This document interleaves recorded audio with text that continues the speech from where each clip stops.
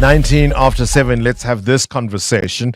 Imagine it's 2 a.m., the city is quiet, the streets are cold. Somewhere in Johannesburg or Pretoria, a frightened young woman, perhaps barely out of her teens, stands outside a clinic. In her arms, a tiny baby wrapped in a blanket. Her heart is pounding. She opens a hatch in the wall, places the infant inside, walks away, tears mixing with the night air. This is the reality behind baby saver boxes. To some, they're a miracle, a second chance for a baby who might otherwise be dumped into a dustbin or left in the open veldt. But to the Department of Social Development in Gauteng, they are raising alarm bells. Are they helping, or are these baby boxes helping mothers to break the law? We've spoken to Nadene Grabham before. She's the Ops Director for Door of Hope Children's Mission and also the co-founder of Baby Savers South Africa. And she joins us now on the line. Nadene, always a pleasure to have you on the show. Good morning, Bongani. Thank you, and thank you for giving me this opportunity again. What's it like when you find these babies in baby saver boxes? It is sad, but at the same time, it's a relief. It's sad because a mother or a parent has been pushed to do this, to make this very difficult decision. But it's also a relief that this baby wasn't thrown down a sewage pipe or a pit latrine toilet, because it should be used as a life-saving device. What's that first hour like when you have realized, and I don't know, you can talk to us about whether you've got signage or, how do you know that a baby has been dropped in the box in the first instance? And when you do, what's that first hour like? So we have the baby box is built into a wall, and it's got a pressure plate and a magnetic lock, but also an alarm system. So the first responder lives on the same property, and it's like your normal house alarm, and there's a monitor. So as soon as the alarm goes off, the monitor goes on, and you can actually see on the monitor that a baby has been placed in the baby saver. She would then go and unlock the saver from the inside of the property, she'll take a photo. As soon as she opens the door, she'll take a photo of the baby inside the box, remove the baby, and then go to her residence. Then we do a health check. So it's a basic check to see if there's any do we need to maybe take the baby to hospital? Is there any alarm bells? Is the baby fine? Is the baby breathing fine? And then we also take photos of the baby, undress the baby to see if there's any scars or injuries. And then we do a bath the baby, dress the baby, feed the baby, and then start loving the baby. You've often said these boxes save lives.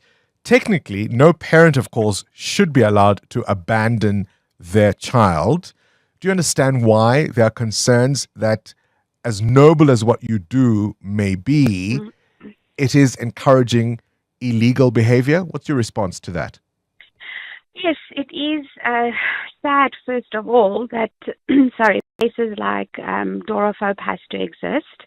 It's sad that mothers don't always have the means to get to a police station or a clinic or a hospital. She might not have the support. So I understand the alarm bells. I understand that there are concerns. But at the same time, these devices are used worldwide.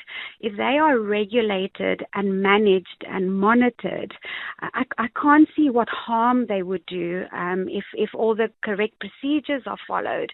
These are just a very last resort for mothers, and we don't see a baby being placed in a baby saver as abandonment. The mom is doing the best what she thinks is for her baby. She might not have the means.